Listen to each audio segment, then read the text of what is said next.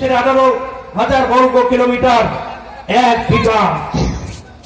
বিঘা জমিনকে নিয়ে ভারত চক্রান্ত করবে।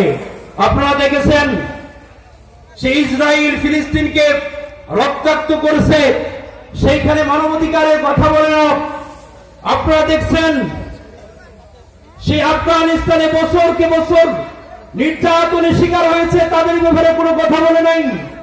কিন্তু বাংলার জমিনে যখন ইসকন নামক জঙ্গি গোষ্ঠীরা মাথা চাড়া দিয়েছে, আমার ভাই সাইফুল ইসলাম, একভাবে সাইফুল ইসলামকে রক্তাক্ত করা হলো, বাংলার আইন অনুযায়ী যখন তাকে জেলে নেওয়া হলো, সেই ইসকনের লিডারকে এরপর থেকেই বাংলার জমিনকে তারা দখলে নেওয়ার জন্য ভারত থেকে পায়তারা করতেছে, ঠিক কিনা? ভারত তারা ঘোষণা দিচ্ছে এই ইন্ডিয়া অস্পষ্ট বর্ডার, এই বর্ডার থেকে তারা ঘোষণা দিচ্ছে বাংলাদেশে এসে মুসলমানদেরকে পতন করবে আর হিন্দুদেরকে নাকি বাঁচাবে। আমাদের বাংলাদেশের হিন্দুরা যে পরিমাণ সুখে শান্তিতে আছে, অন্য কোথাও মুসলমানের এরকম শান্তিতে আছে?